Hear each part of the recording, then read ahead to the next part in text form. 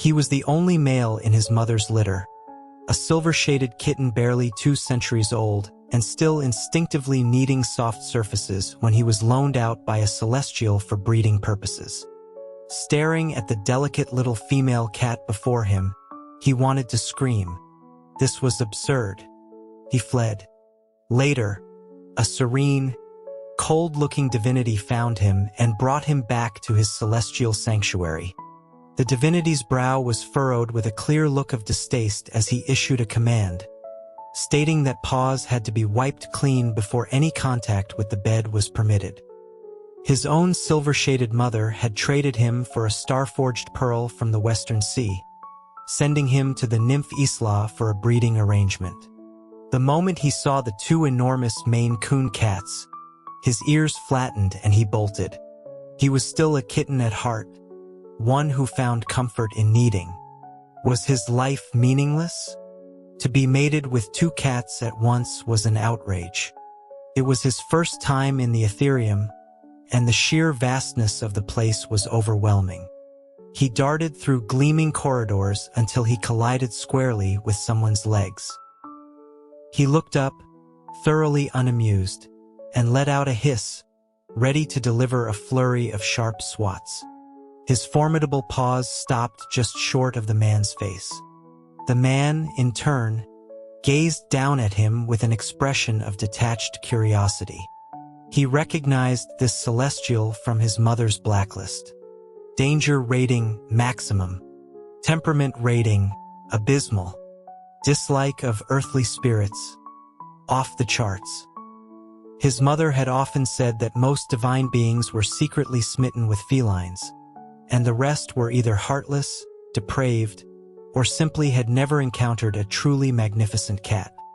This one, Julian, the revered and feared master of the 4 celestial quadrants, was in a category of his own. An encounter with him was said to be akin to meeting death himself. A desperate meow escaped him. He needed to escape. He twisted his body, intending to flee, but in the next instant, a hand grasped him firmly by the scruff of his neck.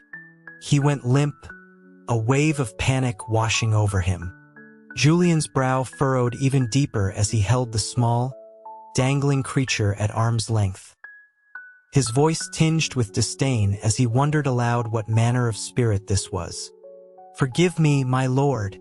That is my cat," Isla cried, rushing over. It was all over. Her arrival sealed his fate.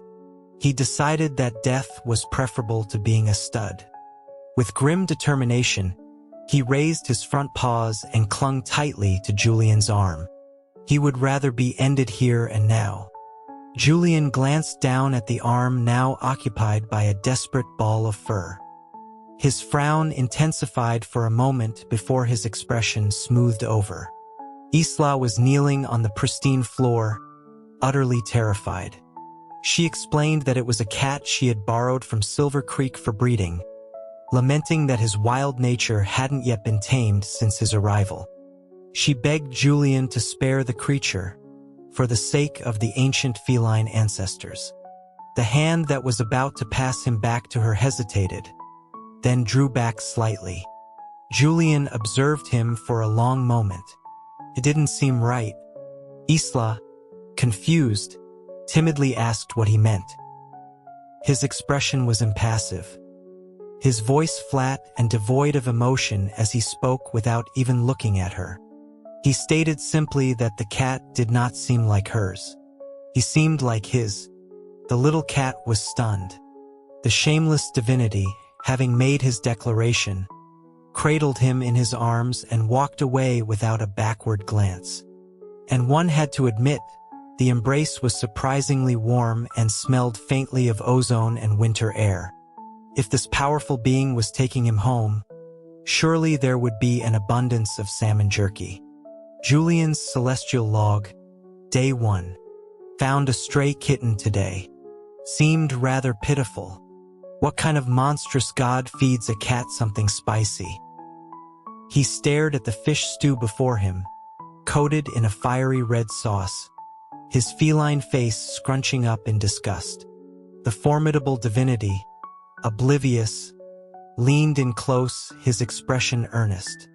He asked if the cat liked it, proudly stating that he had made it himself. Leo couldn't eat spicy food, he wanted to protest, but all that came out was a soft mule.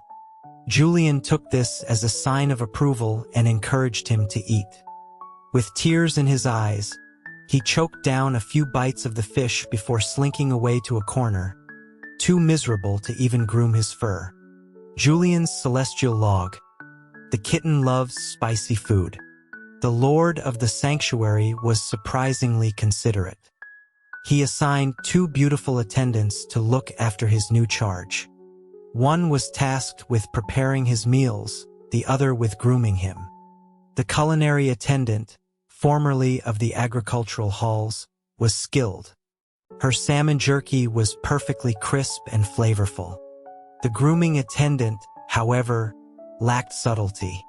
She was obsessed with brushing his belly fur, a clear violation of his personal space.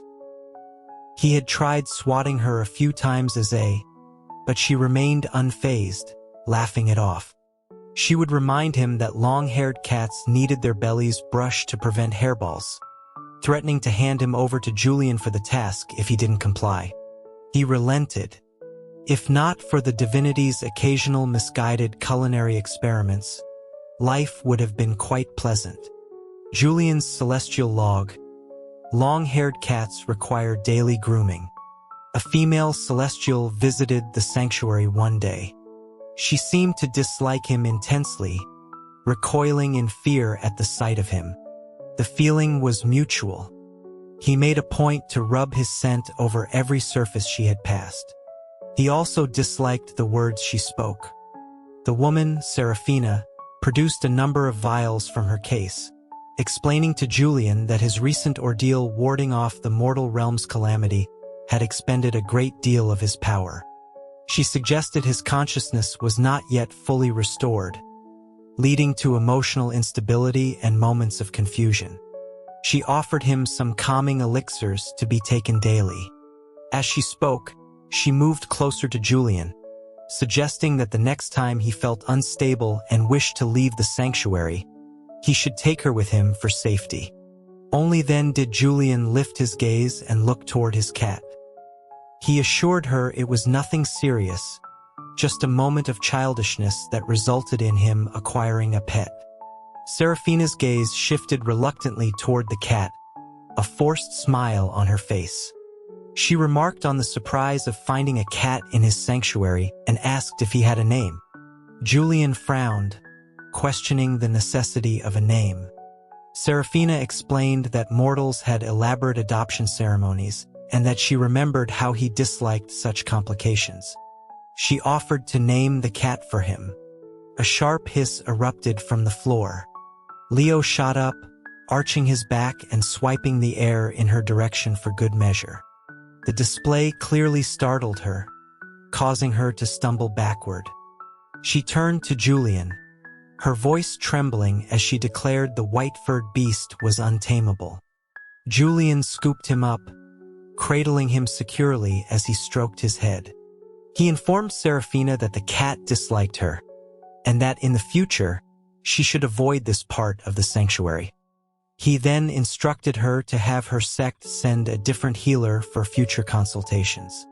Leo squinted at the woman, letting out a disdainful yawn. The nerve of her, thinking she had the right to name him. The healer, whose name was apparently Qingwan, burst into tears for reasons he couldn't comprehend, kneeling and sobbing about her years of dedicated service. Julian cut her off. He declared the cat's name was Orion, and that once he learned to take human form, he would study under Julian's own grandmaster.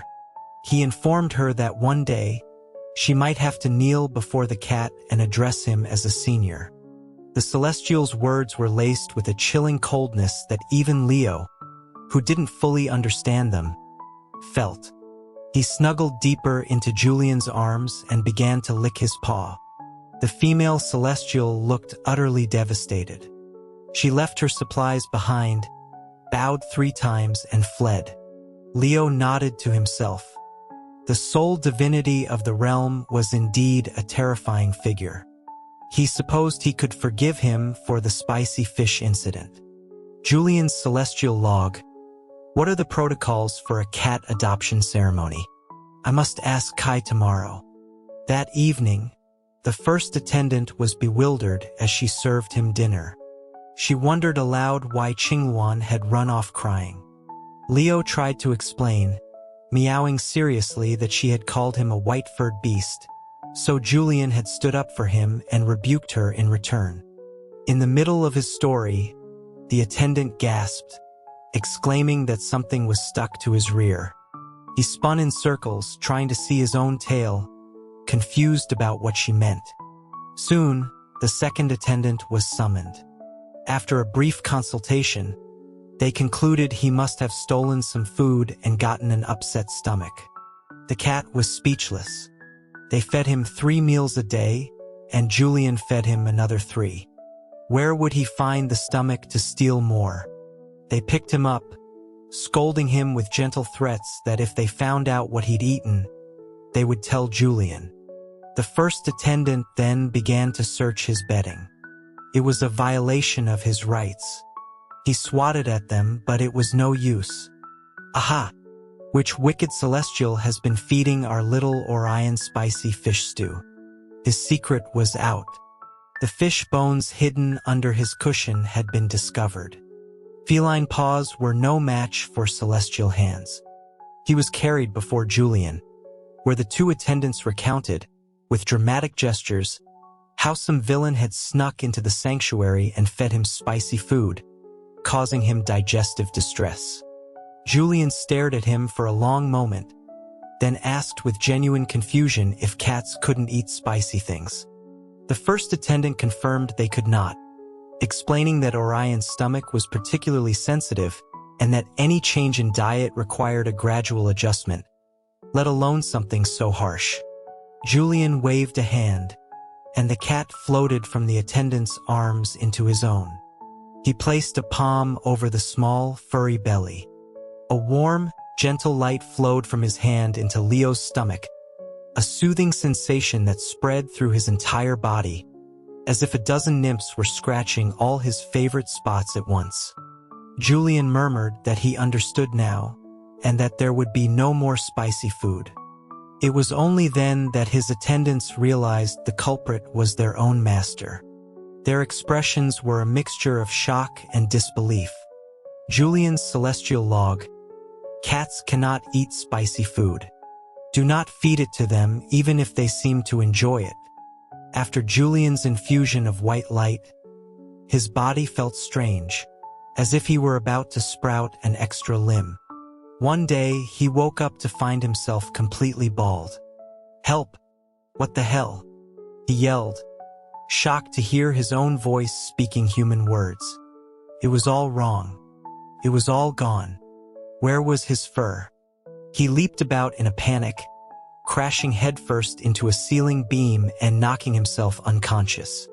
When he awoke, he was in Julian's arms. The divinity was frowning, his face looking unervingly large from this new perspective. He asked why the cat had run into a wall. Leo explained, his voice thick with remembered terror, that he'd had a nightmare about becoming a hairless cat. It had been horrifying. He tried to demonstrate the terror with his newly formed hands, but Julian didn't seem to understand. He just patted his head and said with a sigh that cats couldn't have spicy food, and throwing a tantrum by hitting the wall wouldn't change that. The newly human boy was speechless.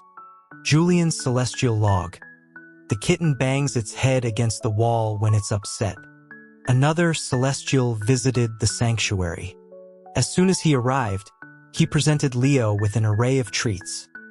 Chicken jerky, tuna bites, and other strange but fragrant snacks. He'd only had a few bites before an attendant took them away, insisting he couldn't have too many at once.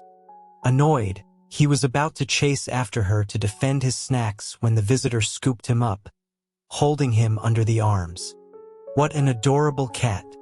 the man Kai boomed. Whose precious kitty is this? Let me get a closer look. Pervert. He struggled, pushing his paws against the man's face to block the impending kiss. This giant-faced weirdo was not getting near him. Julian, look at this. He's pushing me with his paws. He must like me. Why else would he push me with his paws? Just as Leo was about to extend his claws, Julian finally came to his rescue. He took the cat back into his own arms and asked, with a hint of confusion, why he never pushed him away. Leo was doubly speechless. I just finished using the litter box. Do you want me to? He began grooming himself furiously, trying to lick away the scent of the strange man. Julian turned to his friend. Kai, what are the protocols for a bonding ceremony? At this, Leo's ears perked up. His mother had told him that anyone who just kept a cat without a proper ceremony wasn't truly sincere. If you didn't like your food provider, you could just leave. But a bonding ceremony meant the provider was serious about wanting to be with the cat for good. Only with a formal pact was a food provider considered a good one. Was Julian planning to formally bond with him? Kai explained that the bonding ceremony was a mortal contract, an appeal to the hearth spirits for prosperity, and to ask the cat to guard the home. He asked, amused, if Julian intended to formally bond with the little feline. Julian's hand, which had been stroking Leo's head, paused. Yes, he said. Draft a contract. I want all Celestials to know he is my cat. Kai chuckled, agreeing that it would be an interesting event, as no one in the Ethereum had ever performed such a ceremony. Leo felt a wave of drowsiness. He figured Julian was probably afraid Isla would come back to claim him for breeding. This was good.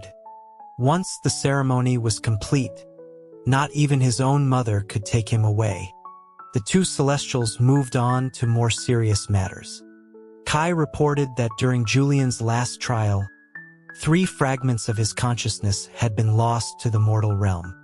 The Dragonkin had located one in the eastern wastes. 2 remained, one in the west and one in the southern lands, near Silver Creek, the cat's homeland. Kai said he enjoyed the area, so he would go search there himself. Julian assented quietly, remarking that it didn't matter. If some creature found and absorbed the fragments, it was their own good fortune. Kai laughed, commenting on Julian's generosity. He added that the rat spirits had been scavenging for ages, hoping to gain some advantage, and it was best not to let them get their hands on it. Leo agreed wholeheartedly. Rats were no good. He'd once caught one trying to steal corn from their home. It was very annoying. He rolled over in Julian's lap. Scratch my belly, scratch my belly. Julian didn't understand. Kai, however, leaned in close. Such a charming little thing, he cooed. My lord, let me hold him again. Just for a little while. Julian shook his head decisively. He mentioned that Isla's female cats were still in need of a mate, and if Kai was so fond of cats, he could go bond with one of them himself. It was not proper to always be touching someone else's pet. And don't think a few treats would be enough to bribe him. Julian's celestial log. When the kitten pushes you with its paws, it means it likes you. Julian declared that the mortal festival of midwinter was an auspicious day for a bonding ceremony. The cooking attendant was dispatched to the Azure Sea on a hunting mission. Julian said he needed to gather plenty of gifts for the ceremony, some of which were to be sent to Silver Creek as a dowry. He added, as an afterthought, that Isla's residents should also receive a share to maintain proper etiquette. Leo had no objections to this, but with the good cook gone, Julian himself took over the kitchen. A desperate, howling shriek echoed through the sanctuary. Julian misinterpreted this cry of despair as one of pure joy. Dressed in a simple white robe with his sleeves rolled up, he smiled, remarking on how happy his little Orion seemed to be. He even bent down to pat the cat's head. "No spicy food, I promise," he said cheerfully. "Tonight, I'm making you braised fish." It was a nightmare.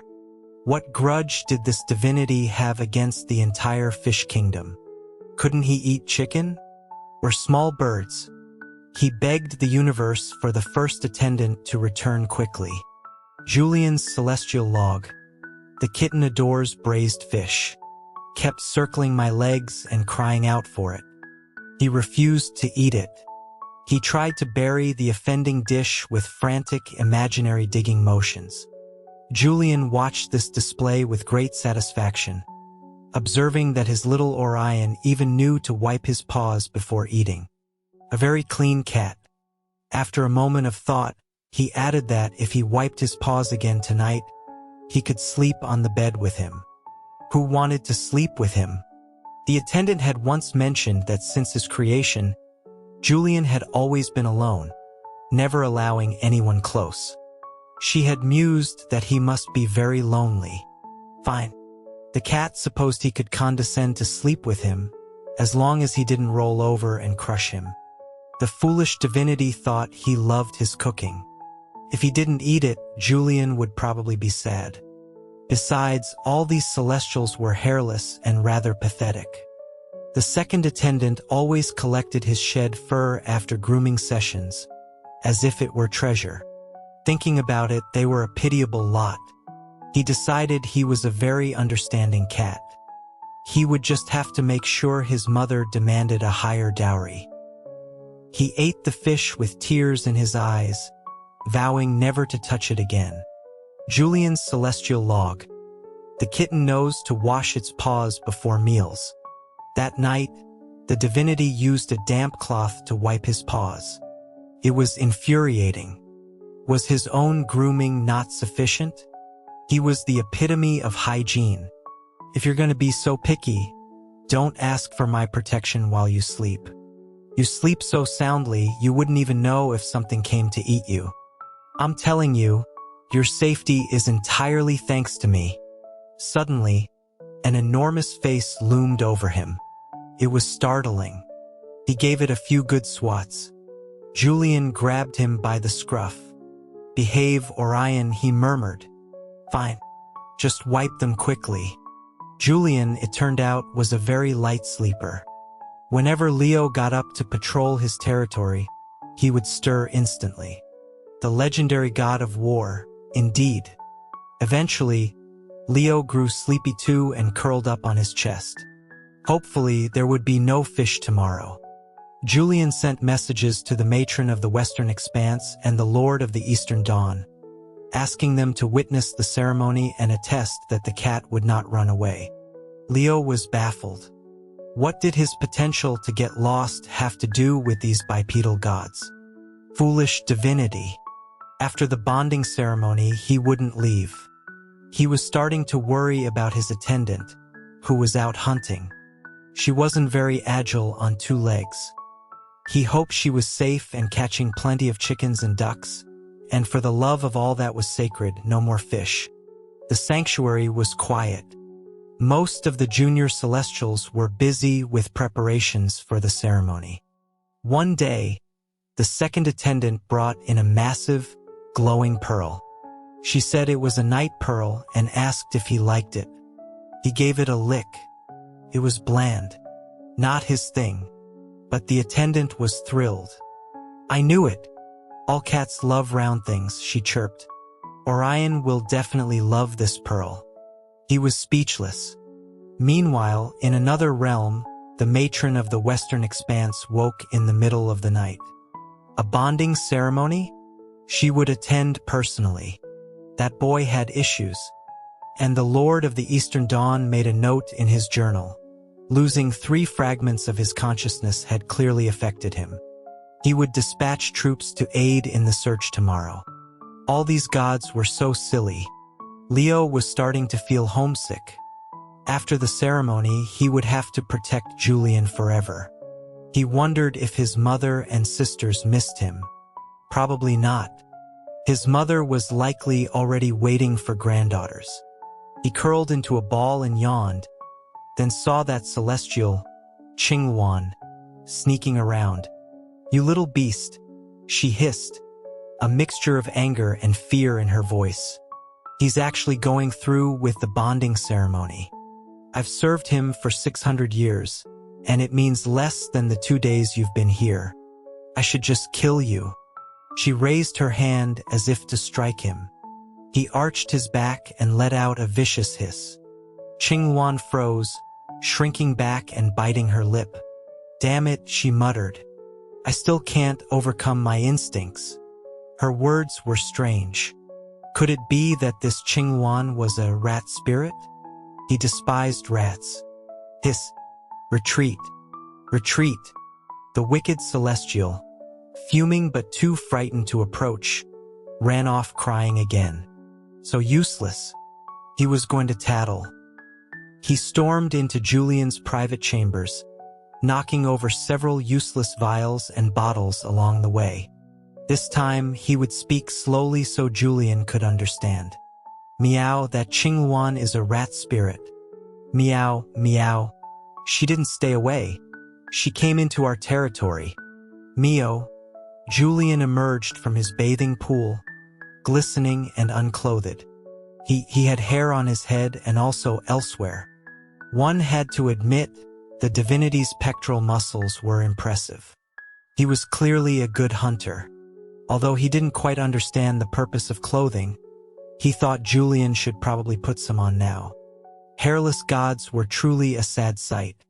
Julian casually draped a white robe over his shoulders, watching the cat with a small, amused smile. He extended a hand. "Orion, come here." "Where are you going?" Leo felt his heart start to pound, a dizzying sensation like he'd just eaten catnip. He walked unsteadily toward him and pressed his majestic cheek against the back of Julian's hand. A good rub. No, that wasn't enough. He extended his tongue and gave his fingers a quick lick. "Meow, meow. Cuddle. Hold me now." Julian seemed to let out a soft chuckle. He scooped him up, cradling him in his arms. There were still a few drops of water on his chest. Should he help him clean them? Just as he leaned in, a strange sensation overtook him. It was happening again, the same feeling from his nightmare about being a hairless cat. But this time he was awake.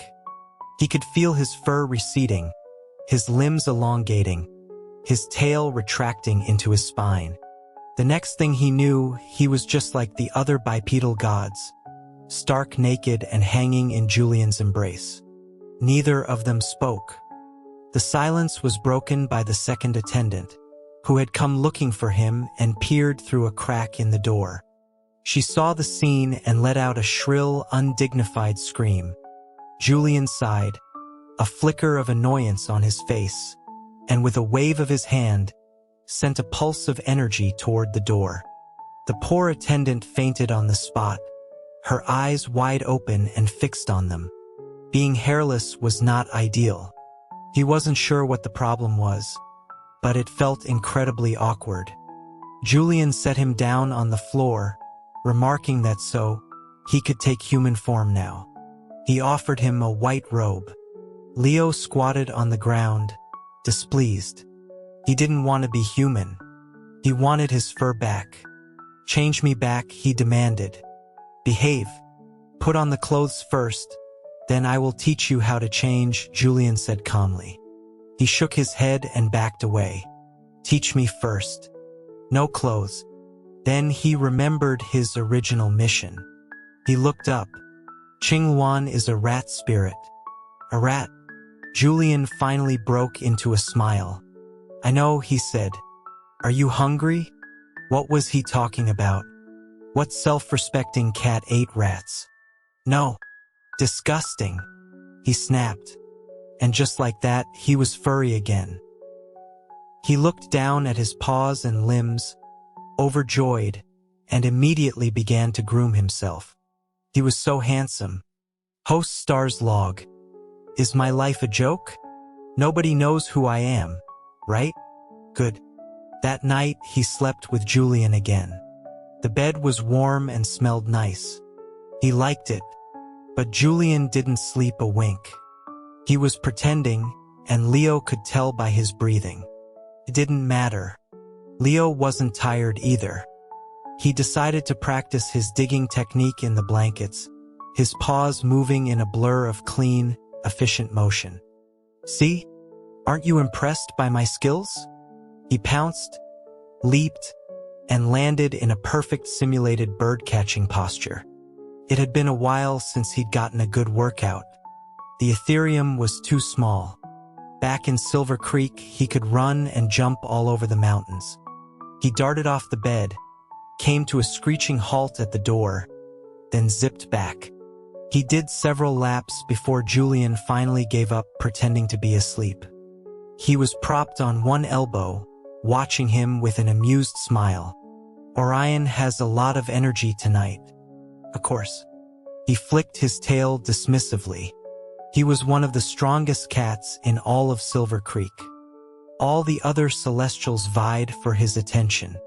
If his mother hadn't been so taken with that pearl, she never would have let him leave for a breeding arrangement at such a young age. He trotted over to Julian's hand and pushed his head against it. "Meow. Since you appreciate my greatness, I will permit you to pet me. An honor others do not receive."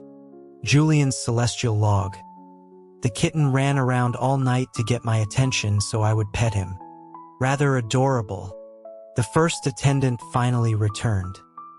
He was the first to greet her, rubbing his scent all over her to remove any dangerous smells from her journey.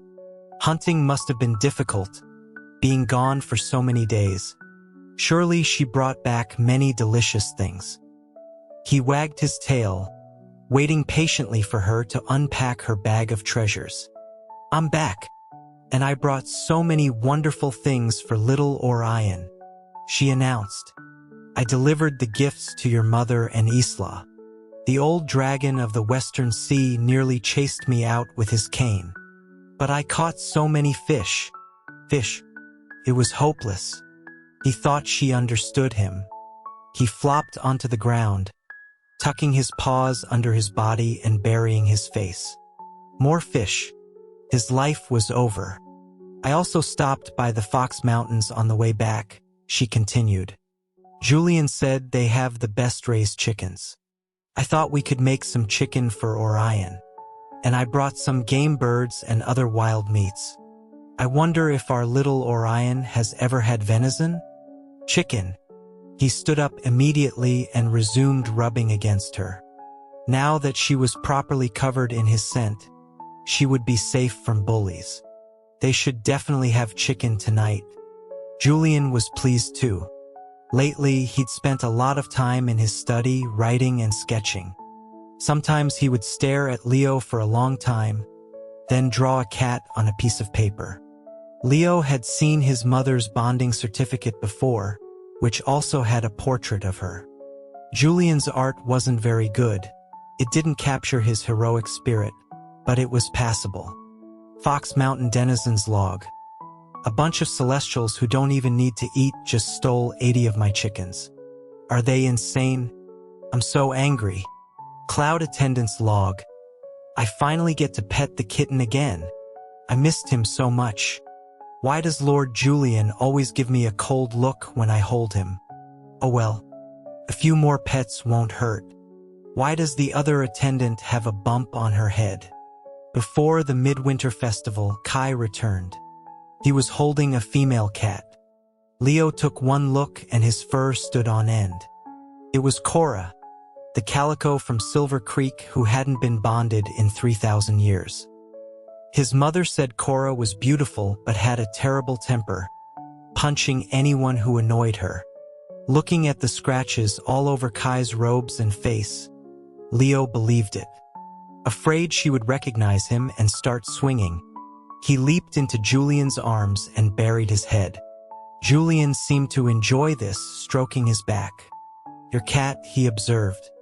It was the same thing he'd said when he first met Leo. Was he thinking of keeping Cora too? Not a chance.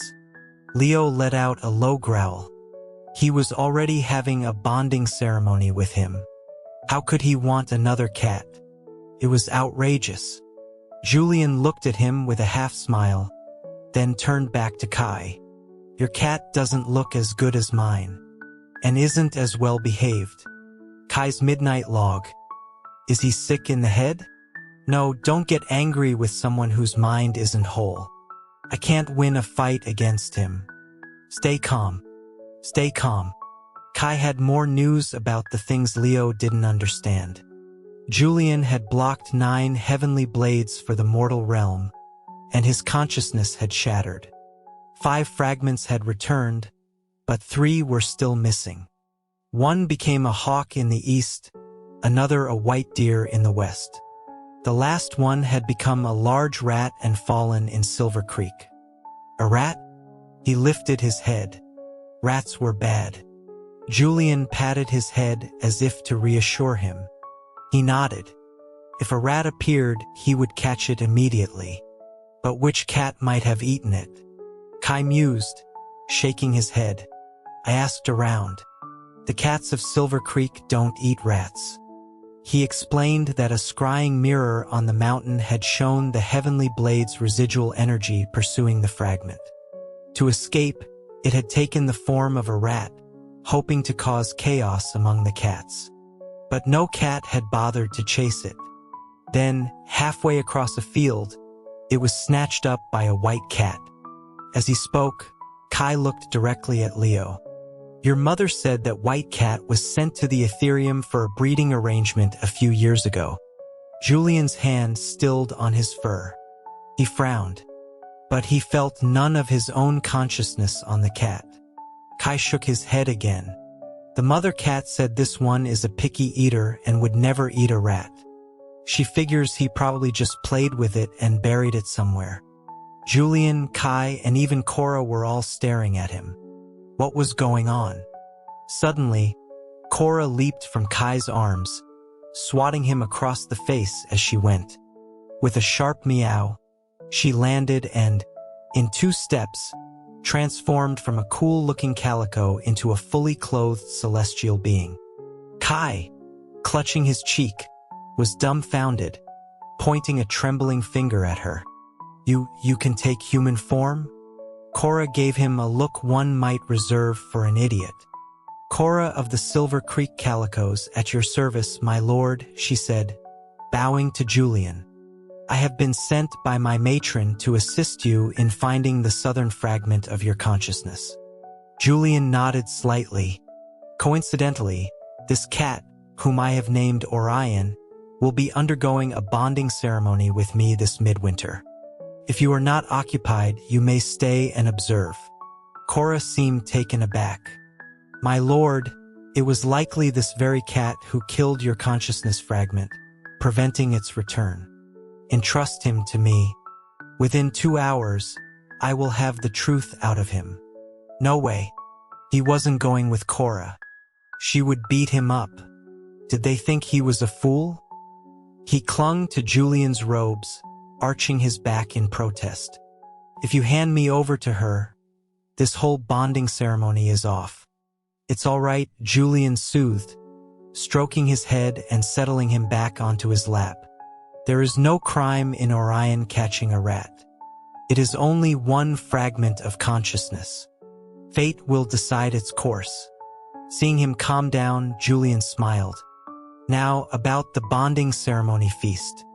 Are you attending or not? Chorus Ethereum travel log. Kai is an idiot. I should punch him again. Julian seems to have some issues. Can't beat him, so I'll keep my distance. The first attendant's cooking is amazing. This chicken leg is delicious. A few days later, the matron of the Western Expanse and the Lord of the Eastern Dawn arrived. The 2 of them sat on opposite sides of his favorite lounge spot, their faces grim. He stared at them. They stared at him. Can I pet him? The matron finally asked Julian, who was busy sketching his cat. No. Matron of the West's log. I must remember to make a trip to Silver Creek. The day Julian took him to Isla's residence, The two Maine Coons watched him with predatory eyes. Isla held them, looking defiantly at Julian. "These two are not for him," she declared. "They are my daughters." Julian showed a rare hint of embarrassment. He had the first attendant present a vast array of gifts. "These are part of the dowry for my bonding with Orion. Among them are 2 spiritual pills forged from primordial energy. One is equivalent to a century of cultivation." Isla's log. This divinity is actually a pretty nice guy. Julian also took him back to Silver Creek. His mother, upon seeing a room full of pearls, insisted Julian take a female cat back with him as well. He decided he was done with this mother. But as they were leaving, she pulled him into her den, crying. She had thought it was just a short breeding loan, and now he was being formally bonded. She batted his head gently with her paw, then picked him up by the scruff to move him to another nest where she kept her treasures. He had gotten chubby in the Ethereum, and she struggled with his weight. "What have they been feeding you? You grew so fast, you're gonna break my teeth," she grumbled. She rummaged for a while and pulled out a small bag of colorful wool balls. "These were always your favorites. A mother's handmade toys are the best, no matter how skilled those celestial nymphs are. Remember to protect Lord Julian. He has fought many battles for the 3 realms. You must be vigilant." He couldn't help it. A tear rolled down his furry cheek. He promised he would visit often. Only then did she reluctantly let him go. Before returning to the Ethereum, he led Julian to his childhood treasure hiding spot. He had buried them deep, and it took a lot of digging with both front and back paws to unearth everything. 2 small wild chickens had been reduced to bones. With a heavy heart, he picked up the mummified rat that hadn't yet decomposed and proudly placed it before Julian. "Meow, meow. This is the rat Cora was talking about. If you want it, you can have it." As soon as the small rodent saw the light of day, it transformed into a streak of white light and shot into Julian's forehead. So it wasn't just any rat. He really did have a good eye for these things. Julian was pleased with his gift. He took out a handkerchief, held him by the scruff, and wiped all 4 of his paws clean. It was infuriating. To make matters worse, he then held him up and, mimicking Kai, brought his face close. "Whose little cat is this? So good and so cute." It was his little cat. A cry for help escaped Leo. The rat spirit family was captured. Kai explained that Qinghuan's family were indeed rats. After she achieved celestial status through a fluke of fate, they had constantly blackmailed her, demanding she steal divine power to help her rat brother become a celestial too. When she failed, they would beat her. Hearing that Julian had lost a fragment of consciousness, they had organized a 1,000-strong rat migration to the east, destroying countless acres of crops. Now the entire clan had been captured and sent to be refined into alchemical ingredients. Hearing this, Leo felt a bit sorry for the rat celestial. Julian seemed to agree and even invited Qinghuan to their bonding ceremony, saying that since she had indirectly prompted it, she deserved some CR. One day, Leo saw her and even gave her fur a comforting lick. "Meow. It's okay. I won't tattle on you anymore." Qinghuan's log, terrifying. "I do not like cats with no sense of personal space." The day of the Midwinter Festival was bright and clear. The persistent mists of the Ethereum had even thinned. Julian had a magnificent cat-sized robe made for him, adorned with tiny, colorful beads. His mother's handmade wool balls were sewn onto it. It wasn't entirely comfortable, but he loved it. Julian was also dressed festively, holding a bonding contract with a smile. It had a portrait of Leo on it. This drawing was much better, a very good likeness. Kai read the contract aloud. It listed his name and features, the date, time, and weather. It also mentioned his love for spicy food and fish. He meowed in protest. This was slander. Kai just patted his head and continued reading. May my cat, Orion, be blessed with peace and health through all his years, free from disaster and loss, never to be forgotten. It was all very formal. He licked his paw. He knew this part was supposed to say he would protect the home and keep out thieves and rats. Don't worry. He would protect Julian and their territory well. After the reading, Julian signed his name. Then, with his handsome head held high, Leo walked over and pressed his paw onto the parchment. Golden light flowed along the inscribed runes. The bonding contract was sealed. For all his 9 lives, my cat is bound to me, in life and death, an eternal ward. The matron of the Western Expanse performed a blessing. May the cat Orion enjoy endless peace and the blessings of the Western heavens. When you see the north, do not wander. The Lord of the Eastern Dawn chanted an incantation. I grant the cat Orion the protection of the East. When you see the south, do not stray.